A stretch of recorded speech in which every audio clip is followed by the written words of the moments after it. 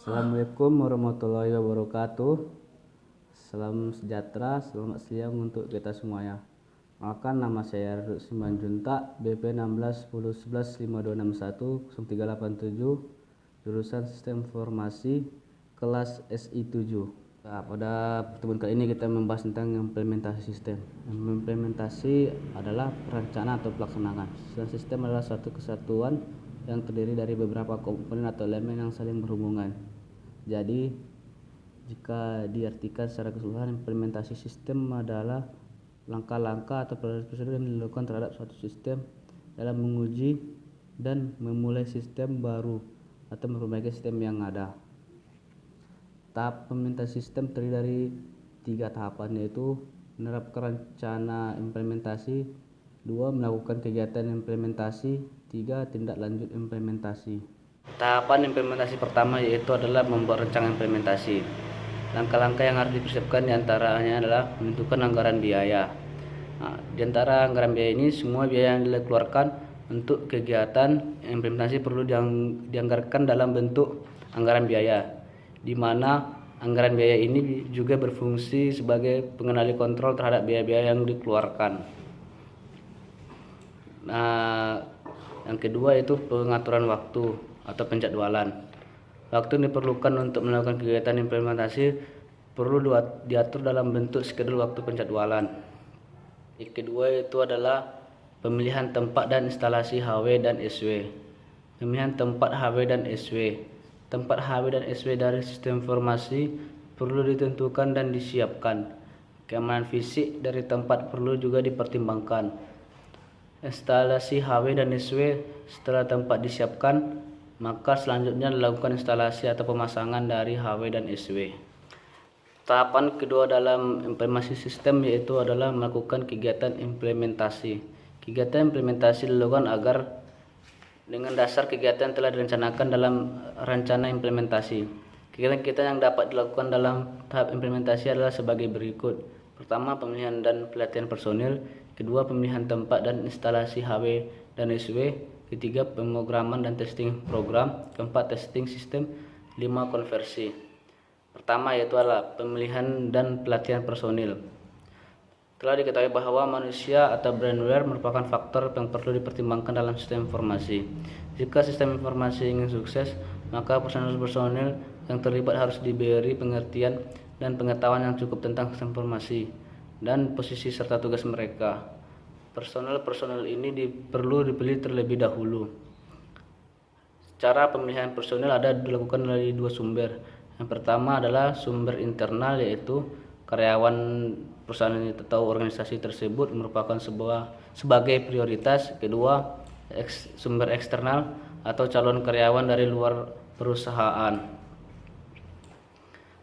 Personil yang dapat terlibat dari sistem informasi dapat dikelompokkan pada 4 bagian. 1. Tugas input output data, merupakan operator data entry, masukkan data. Kedua, tugas-tugas operasi, misalkan operasi komputer, pustakawan, dan lain-lain. 3. Tugas pemrograman seperti programmer atau pembuat program. Keempat, tugas analisis sistem atau sebagai sistem analis. Pelatihan dan pendidikan. Pelatihannya dilakukan dengan training atau untuk personil operasi, ditekankan pada bagian cara mengoperasikan sistem. 2. Pendidikan atau education. Untuk pemakaian informasi ditekankan pada bagaimana kerja sistem dan apa yang diperoleh dari sistem. Ada beberapa pendekatan dalam pelatihan dan pendidikan, yaitu pertama, ceramah atau seminar. Kedua, pelatihan prosedural. Ketiga, pelatihan tutorial. 4, simulasi. 5, latihan langsung dipekerjakan atau on the job training. Melakukan kegiatan implementasi tahap ketiga yaitu pemrograman dan testing program.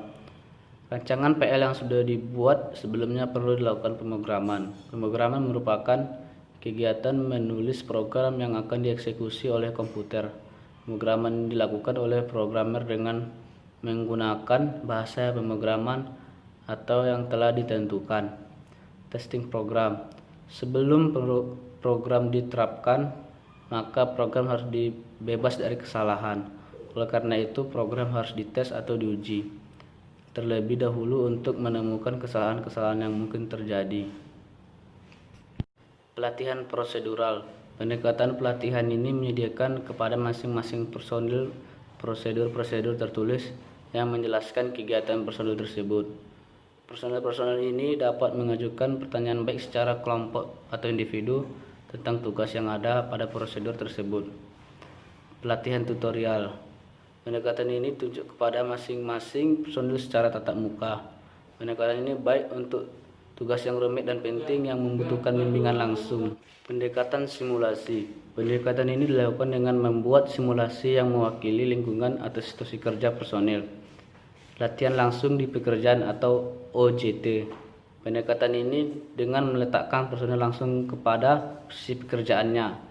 Personel-personel yang dilatih diberi penjelasan dan instruksi tentang apa yang harus dikerjakan, yang langsung dipraktekkan, dan situasi kerja apa yang sebenarnya. Yang kedua itu adalah pemilihan tempat dan instalasi HW dan SW.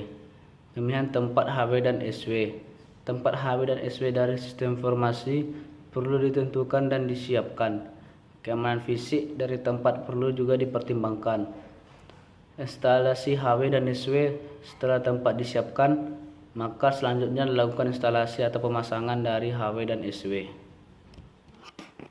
Melakukan kegiatan implementasi tahap ketiga yaitu pemrograman dan testing program. Rancangan PL yang sudah dibuat sebelumnya perlu dilakukan pemrograman. Pemrograman merupakan kegiatan menulis program yang akan dieksekusi oleh komputer. Pemrograman dilakukan oleh programmer dengan menggunakan bahasa pemrograman atau yang telah ditentukan. Testing program. Sebelum program diterapkan, maka program harus bebas dari kesalahan. Oleh karena itu, program harus dites atau diuji terlebih dahulu untuk menemukan kesalahan-kesalahan yang mungkin terjadi. Sebelum kita mengimplementasikan program, maka kita harus menguji sistem. Tahapan-tahapan testing program yaitu harus kita uji tes unit programnya, tes integrasi, tes validasi. Kesalahan-kesalahan dari program mungkin terjadi dapat diklasifikasikan dalam 3 bentuk. Yang pertama, kesalahan bahasa atau language error. Kedua, kesalahan waktu proses atau runtime error. Ketiga, kesalahan logika atau logika error. Melakukan kegiatan implementasi tahap keempat yaitu testing system. Tes sistem dilakukan untuk memeriksa kekompakan atau hubungan antara komponen dari sistem informasi. Tujuannya untuk memastikan bahwa elemen-elemen atau komponen-komponen sistem informasi telah berfungsi sesuai dengan yang diharapkan dan tidak terjadi kesalahan atau error sistem. Melakukan kegiatan implementasi yang kelima yaitu adalah konversi sistem. Proses konversi sistem merupakan proses untuk meletakkan sistem yang baru supaya siap memulai untuk dapat digunakan. Ada beberapa pendekatan untuk melakukan konversi sistem. Pertama, konversi langsung. Yang kedua, konversi paralel. Ketiga, konversi pencontohan. Keempat, konversi bertahap. Hal-hal yang dilakukan pada konversi sistem: 1. Konversi dokumen dasar, 2. Konversi file, 3 dan lain-lain. Hasil dari presentasi tugas saya yaitu tentang implementasi sistem. Lebih dan kurang mohon dimaafkan. Wassalamualaikum warahmatullahi wabarakatuh. Salam sejahtera, selamat siang untuk kita semua.